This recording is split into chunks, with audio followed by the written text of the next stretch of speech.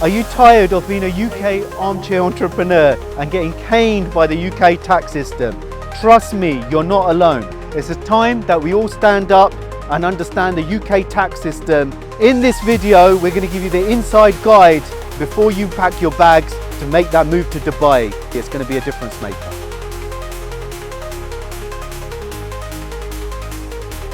So this session is about exit into Dubai or a foreign district. I'm going to focus on Dubai because I've got a bit of insight into that. We're obviously in the process of opening a business out there potentially as well. So really useful, and the team want to know here, the group here, about what we can do. So I'm going to mention a few things. So Dubai, as an exit for expats, because it's such a big area, I'm going to focus on expats, if that makes sense. Why are people exiting? Does anyone know? Apart from three major reasons. Tax. It's not tax actually, number one, you know. Weather. Number two. Number one. So three reasons. Every 45 minutes, a millionaire left in 2024 from all the stats. And Dubai was where 2/3 went, which is mind-blowing in itself, from the UK. I'm not talking about the rest of the world. I know China and India had quite a lot of people leave as well. The reason why people leave in the UK, and I did a podcast with a gentleman in the Midlands, I'm sure he doesn't mind me mentioning his name, Korsaj Hussain, that is your effective tax rate. Can you believe it? Is everyone still sitting? Not falling out of the chair. Anyone want to challenge me on those numbers? 70 to 90%. That's how much tax you guys are paying. Of course. Of course. What, are they not taxes? Yeah. So I'll give you an example. Let's do an employee because they're so easy. Basic rate, 20% plus 8%. Income tax, national insurance, gone. 28%. Then what happens? You go and buy goods and services, you get charged VAT. You can't claim back. Then you pay council tax, road tax, duty on fuel and VAT on top of that because it's a double whammy, not to depress you. Then you go and buy a house. What happens? Stamp duty, land tax. If you sell shares, stamp duty. It's very low, but we're only a few governments that charge it. Then what happens is there's ATED as well. I don't know if anyone gets affected by that. If you've got limited companies, you should get that planned as well. ATED, annual tax on envelope, business rates, council tax. And they still don't forget you. Oh, and sorry, if you sell property, investment property, you get hit by, and in a company.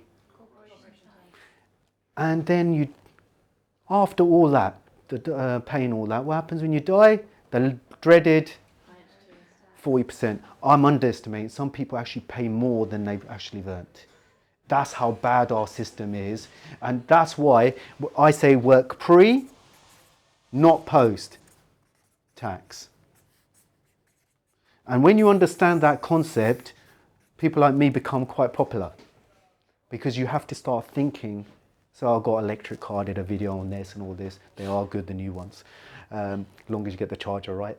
But there's different tools that you've got to look at. Commercial property, massive. One of my clients is the king of commercial property. I'm sure he doesn't mind me mentioning his name, Rajan Bhattacharya. These guys have done tens of millions. When you understand what they're incentivizing, you can do huge benefits. Now let me go on to Dubai. This is why Dubai. There was three reasons. Number one, believe it or not, from what they're saying is, people do not like what's been taught in schools and the culture. That is the number one reason. Number two is the weather or lifestyle. And number three is tax. So tax is once they've made a decision, I'm going to go. And that's what the reports are saying about what's happening in Europe, especially UK. And this is what's driving the people when they've been questioned why they're leaving. So tax wasn't actually the number one driver. But once they made the decision, then tax is like, where do I go? Dubai obviously is useful. So the reason why Dubai is, and I'm going to talk about one of the few things. Does everyone know what the income tax is in Dubai? 0. Excellent. Does anyone know what the capital gains tax rate is? 9%? No. 0. I'm just going to say 0 for everything. No, it's not for everything. Inheritance tax? 0. Big one, right? And there is planning to do that if you're a UK expat, which is different. These are the three that are 0, right? VAT. Yeah. What's ours? 20. And they didn't have VAT. That was Western governments made them put VAT on. I don't know if you know that, because they weren't happy and they only brought in 2018 or something like that. So corporation tax, which just came in now, you mentioned earlier, that was another European and American forced tax. Why? Because they were paying no. Actually, for most people, it's actually zero. Do you know why? They've got a small business rate exemption until, as we're speaking, this is June 2025. They've got it to next year, that the first 3 million dirhams, which is about £700,000-800,000 worth of sales, zero. And they've got a small business rate. They don't care. And they've got write-offs that we haven't got, which makes it all exciting. How they function, Because that they basically, the investment that comes is from people spending. They have no welfare state, no abuse, all the rest of it that we have. And what happens here is the way our government is, without becoming political, we're spending 1.2 trillion. Do you know what we spend it on? Rubbish. What happened the last few days? Yeah, these kind of things. None of our business, we spend it because our government, unfortunately, is not very ethical as we believe. Because when you look at the numbers, you have to look at the numbers. They're going on things we don't know. Because how can we be poor when we're doing 1.2 trillion? Can anyone explain that to me? No, we're not poor. We just are spending, and then we're blaming people who have come here and run away. So that's the psychology, but the money is not spent well. So that we're increasing taxes, and therefore we're killing innovation. So she's having to revisit, that's Rachel Reeves, on some of this stuff, because people are fed up. You cannot be working if you're this.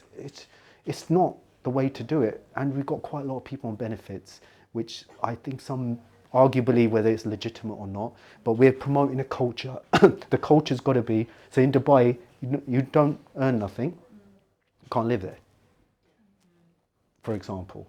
So what incentivizes is people to work, and that's how they make, the taxes is not where they make the money, because people are investing. So stamp duty, land tax, I didn't mention, do you know what that is? Oh my days, or they're equivalent, sorry, they're equivalent. Do you know, don't depress you. No, it's 4%. Oh. But it's actually negotiable to 2, because you can, the seller, because they know he knows CGT. So I'm just like, whoa. They do have some other tax, like council tax and all this, they're equivalent. But when I'm looking at this, I'm like, whoa, this is, and they've taken over the US in the last few months, as I speak on this, as more entrepreneurs live there than anywhere in the world, which is mind-blowing. I don't like, May to September is quite warm, but besides that, I went in October last year, they're more advanced. And I wouldn't listen to people. I used to think Europe was more advanced. Until you go there, they're doing unbelievable stuff. So the reason why, these are the tax aspects. What it gives is opportunities for the expats. So these people, that's you guys, if you go out there, it gives us opportunities, depending how we structure UK tax. I'm going to jump onto the next slide, because this is quite complicated, right? So we're talking about non-residents now, yeah? If you have an exit, you have to get a non-residence test done, right? What I mean by that, am I a non-UK resident? This is not straightforward.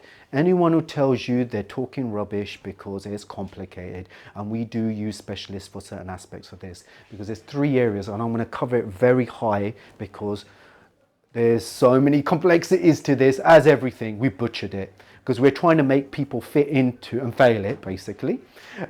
So this is the non-UK test, non-UK residence. Non-domicile. No, domicile is totally different. Domicile doesn't actually exist anymore. This government have got rid of it.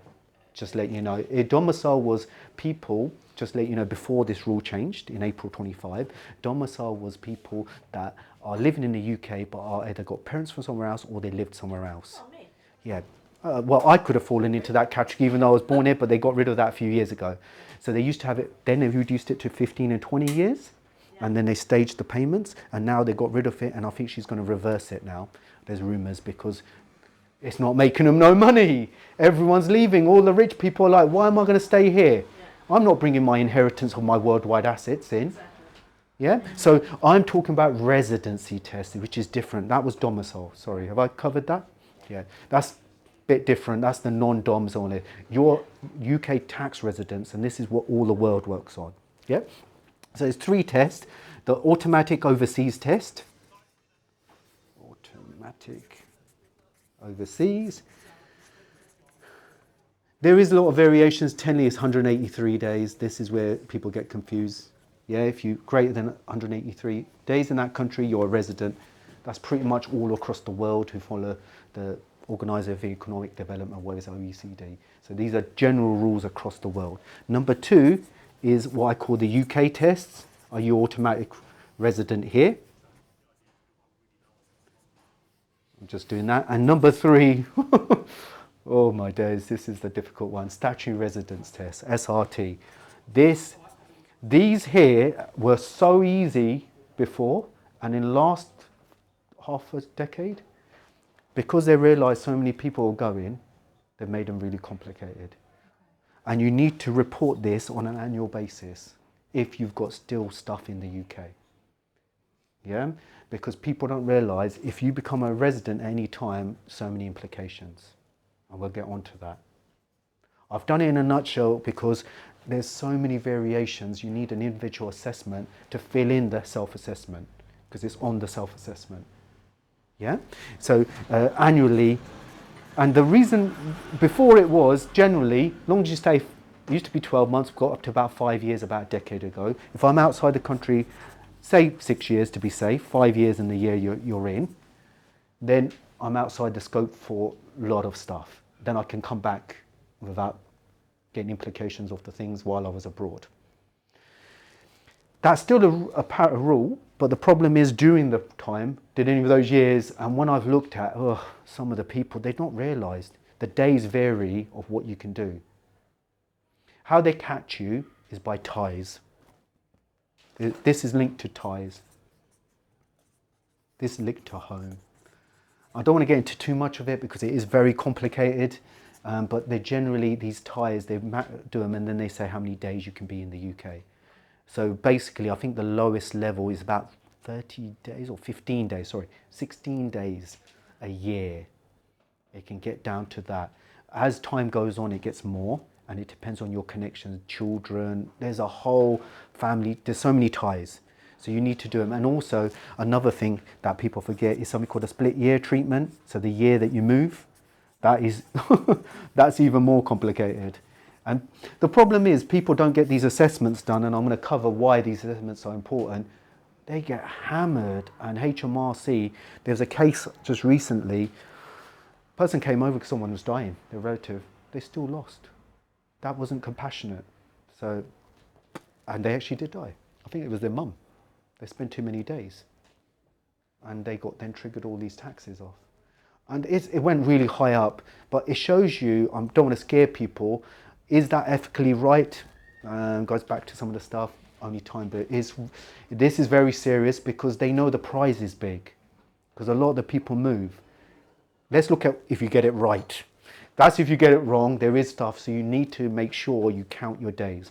Before I forget, does everyone know what a day is? What does a day count in for this test, generally? Does anyone know? 24 hours? No. No, good point. No, that's good starting point. Does anyone know? What does a cane, what is considered a day in this rule? The day you breathe UK air. Yes, right? No. It's not 9 till 5, that's a bit ridiculous. No, it's at midnight. So if I come and leave within the day, as long as I'm not doing it regularly, and there's an exception they all brought in, but generally it's if I'm here at midnight. So technically... So you could arrive at 1 minute past midnight and leave at 1 minute to, and you've got no day. Long as we've taken off, where does that count from? Yeah. Really important. You've got to know how to count the days, right? Yeah. And don't think they don't know, because when you zap that passport, they know everything. That's why I wanted to explain to you how days count, because that's an eye-opener, isn't it? What the day rule is, yeah? There is exceptions for contractors, yeah? You know, the people that were travelling in and out. And if you do it regularly, then there's other tests that they do to consider it a day or not. That goes back to the UK test, what's considered, loads of stuff, and this gets really messy. So that's why you need evaluation, because you need to declare this. If you get it right and you qualify, what happens? What happens is, who's got UK limited companies? Are they all property investment companies? I'm not going to cover trading businesses, because trading businesses is a whole world in itself. If you've got property investment companies, and I'll just clarify what I mean by a property investment company, I hold a property for rent. I've got residential, commercial property within it, and it gives me rent. I'm not trading property, I'm not selling them, as in you can hold them rent and then sell them, but it's an investment. If I do that and I plan it properly, dividends, and I'll go to Dubai, because we're talking about Dubai. What was the income tax rate again? Ideas now? If I've got reserves on my balance sheet, I built up all this money. So equity on your balance sheet. Yeah, so know your reserves, your profits that you paid corporation tax on. Now I could potentially take all those out, don't come back 5 years, and I've got shed loads of money, right? Do you see what I mean? There's loads of things. Also, you do need to do a self-assessment every year, right? And claim the stuff. I'm just letting people know this. And if you don't come back 5 years, there's no clawbacks and all this stuff, right? So this is why the 5 years, to stop people just going abroad.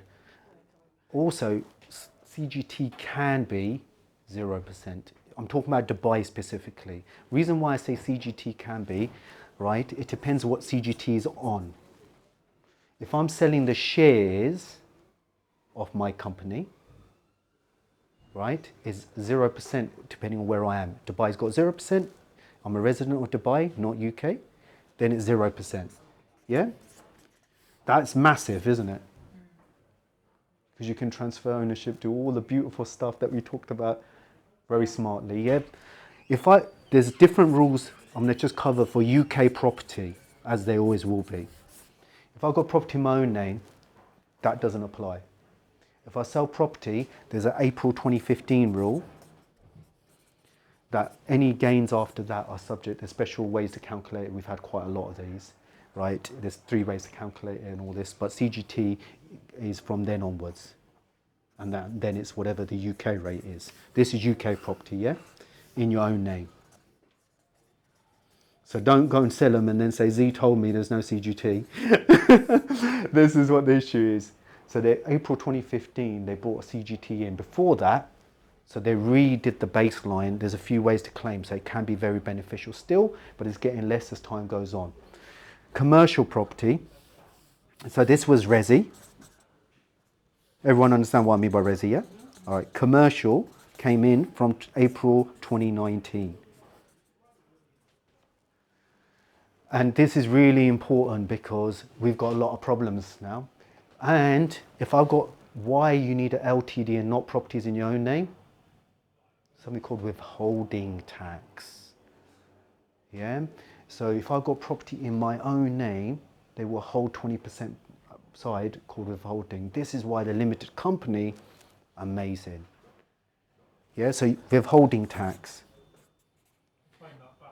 Yeah, you can actually get a relief for it as well. I did an episode on Sky TV Pacific on this, so watch it. It's in the Q&A questions on there. But withholding tax, you can get certain rules provided you meet the criteria, and they just want to see if you're honest or not. There's a certain form, I think it's R85, something like this. There's a form that you can fill in, and then because otherwise the letting agent or the tenant is someone's got to hold that back otherwise, and you've got to do that. So it's on whether you're on good behaviour. You can claim still a personal allowance depending on which country you go to, but there is implications to different things.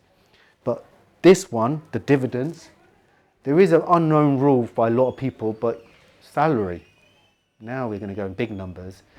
If you do a salary and you're overseas and you meet all the criteria, you've got no income tax, have you? Because you're not based here. But you've got to make sure you get planning and get the comms with HMRC, because national insurance is still applicable up to a certain period. After that, provided it's commercial, emphasize this, huge tax planning opportunity, because when I do a salary for a limited company, what do? What happens? It's an expense, isn't it? So what do I save? What does dividends and salary, what's the difference? Dividends is profit after Tax. Corporation tax, so corporation tax. Bam, and that's what advance. And I've got to be careful how many people know that because they probably changed that. There's a special representation that you've got to do, right? So potentially salaries can be really efficient as well. I'll put it up here, right? And it needs an evaluation, potentially 0%. What was the other thing I was going to do? Right, the big one, pensions. I'm going to touch that for Dubai. I know we've got a lot of questions, and I'm sorry if I'm overwhelming. Are we still with us? Yeah. Brain dump in here. All right, SASs. You can thank Nicola with a big drink because I've just given him hundreds, thousands, not millions of pounds of value here. SAS pensions. He's leaving at the most important bit. Sorry. That's right. You can watch it on the recording. SAS pensions, to be honest, the rest of them I don't value that much. These ones, I've got an episode on Sky TV. It's got old now because it's changed slightly since then. These tools can still be very beneficial. Does anyone know what I'm talking about? Small self-administered scheme? Has anyone else got these bad boys or bad girls, whatever you want to call them? I've got a SIP, but not a SASA. Got to make those. They've got different rules. Right? SIPs are not bad. No, don't get me wrong. I've got a SIP as well, but SASs are more superior, especially if you've got a limited company, because you can only have them if you're a limited company. And there's certain criteria that you have to do to get them. So they're a privilege, one of the few privileges left, right? But with these, they protect you against, when you die, even after April 27, right? Even if you're over 75, they protect you against income tax. That's massive. IHT, different way to manage it, and we're going to. But from a Dubai perspective, right, we're going to talk about Are Dubai. you saying that the SASs will be exempt of the changes? No, I'm saying that income tax is not due because a SAS carries on provided you structured it correctly. Whereas a SIP, supposed to have the same rules, but they don't, because as soon as you die, God forbid, they don't want to know you. And you're not, it's not your pension, you're on someone else's. No disrespect, someone didn't like me saying it, but you're squatting on someone else's platform. SASs are yours. They're your family. Mine's got my family name, it's ours. We decide when it closes and not somebody else. That's the big difference. So 75-year-old does not apply. The reason why it's valuable in Dubai is you've got legacy planning on that tool, but also a bigger one is these are subject to withholding tax when you're abroad. Yeah? Like all of them, except special representations can be made to get everything out of these, potentially, tax-free, which is mind-blowing. How long that will continue, they have actually put a rule in October 2024 budget that IHT is still applicable on UK properties and pensions, right? But there's a 10-year rule. I've done a blog on this, so go and look on my website, I've done a blog. But in terms of SAS pensions, if you're smart, it depends on when you're going to disband or extract the money out, because it's done by person, isn't it? Within the SAS, you can have up to 11 people. So it's whoever passes, they've got allowance. There is some other tools within the SAS. Don't want to bore you, but you've got something called unallocated funds, which are outside IHT because they're unallocated.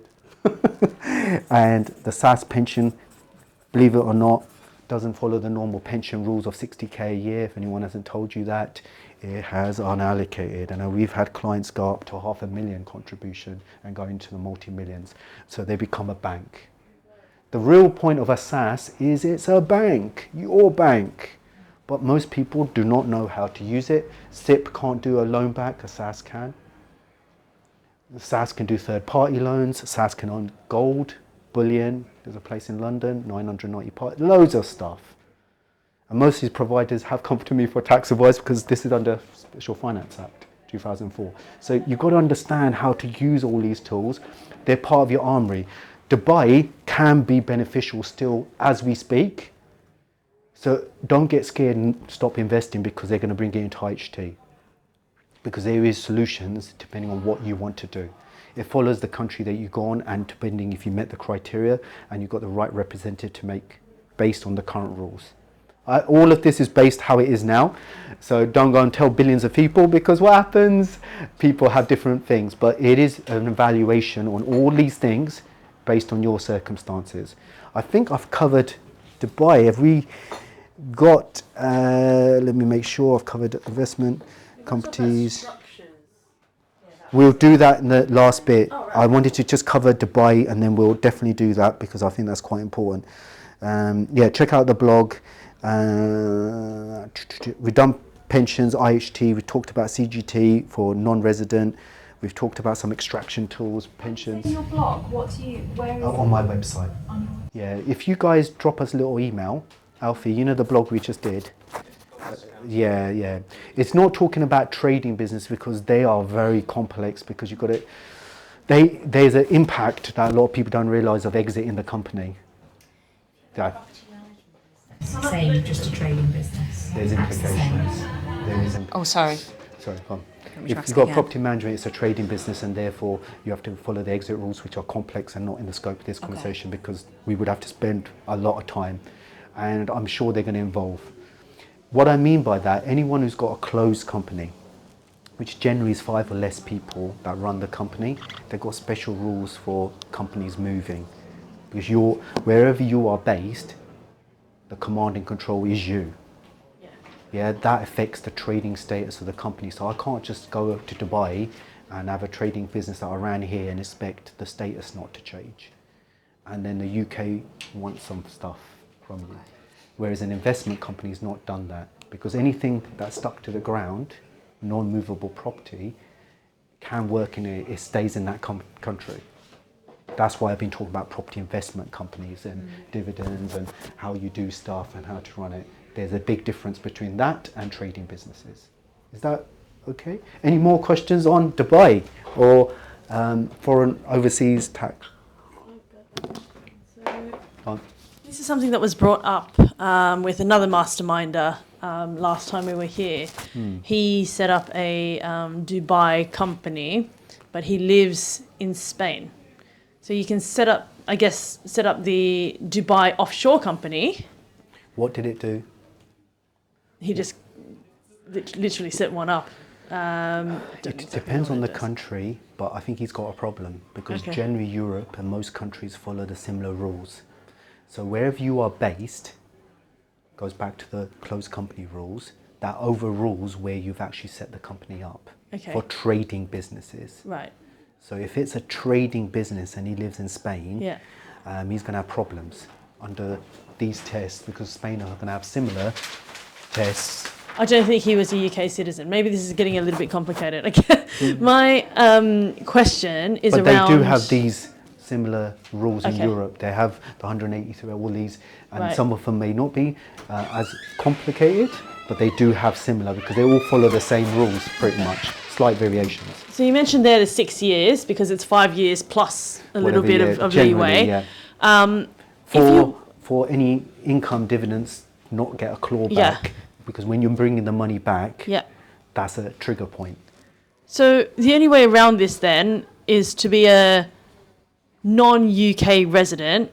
You would need to live elsewhere for 6 years. So that's the 6-year tail. Yeah, 5 years and probably the year that you're in. Possibly due to be 10 years, possibly. Anyway. So if you domicile yourself outside of the tax UK... residence, sorry. So if you're a tax resident outside of the UK for at least 6 years, no matter where it is, we're saying Dubai at this stage, does that mean you can still have UK assets in the UK, or do you have to sell everything, domicile yourself, and then I'm not a UK tax resident anymore? I know because I'm sure someone's watching this, domicile and residency, we got to be careful, because they are two different things. I know it sounds pedantic, but it's a huge difference in tax world, right? So we're not talking about domicile, we're talking about residency status. So residency is done on an annual basis, domicile is done on different factors. So residency status, if you go more than 5 years and you can then bring money back. That doesn't affect the assets that you've got, because that's what I spent the conversation previously on. If I've got UK property, UK assets, they follow different rules. You can extract money, and income is taxed where you are, because where you're residents, the assets still stay there. Yeah, it's only trading businesses where you have problems, not investment businesses. So if I've got property, that's an investment business. Yeah, and that will not be affected. That still stays in that limited company, which is a UK limited company. And it still pays UK corporation tax. Correct. But when I extract money out, I pay personal tax wherever I'm a tax resident. Okay. Does that make sense? Yeah. That's why I was going through all these different variations of, you know, the assets. So if I've got property in my own name, I still have to pay UK tax because that's can't move it. It's stuck to the ground. Yeah. I don't know if AI can do that yet. Does that make sense? So it's depending on what assets you've got, what structures you've got, the taxes change. And your residency tends to be linked to personal liabilities, right? Trading businesses are exemption, like the letting management or property development, property trading, my accountancy business, all this has special rules depending on what I do, shareholdings, where I'm located. So that's where the difference is. Can you move to avoid IHT then? We don't avoid IHT, we tax plan IHT, right? So IHT can be planned depending on what your circumstances are. Because IHT currently is based on, well, it's changed in April 25, right? Before that, it was based on domicile, what you said, right? Now it's not, right? So it's based on whether you meet certain criteria, right? And what assets you've got. Because UK assets still may be chargeable to UK IHT. The reason why people are leaving, a lot of them, is any foreign assets they accumulate in, they won't want to bring them into UK IHT. Correct. Or any future assets. Yes. Does that make sense? That is why they're moving. And then they're trying to diminish issues, because if I've got an overseas trust and things like this current Chancellor is trying to bring that into scope of IHT in the UK. Correct. And people are not accepting that. I basically have to leave the UK. Yeah, that's what's happening with a lot of people. They have said that they may reverse some of that stuff about the overseas IHT, because that's, even the income hasn't been an issue because people are smart. How income, it's the inheritance that's driven. People do not, it's unacceptable. They've been, in my opinion, they've been lied to, because they were told these were the set of rules, everyone follows them, you're here for 15, 20 years, you pay a charge on a remittance basis, your domicile status is affected, right? Now they're like, hold on, you've just changed it.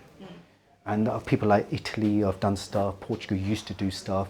But I think what's happening, without being disrespectful to Europe, we're becoming old money, because we're thinking that the other countries are not advanced when they are, and we're thinking people are obliged to stay here, and not thinking strategically like we used to, where we used to think we're in worldwide competition. We still are in big worldwide. Our effective tax rate is almost 40% in the UK. It's actually higher, as I showed you before, but 40% direct. So there's a lot of implications, and it's how do we be smart, how do we use these tools, grow wealth, and then make sensible plans to pass legacy depending on what you want to do. So the planning has become more important. Keeps me in demand now. Does that make sense? Is there any more questions on the Dubai stuff? Anybody? Okay, let's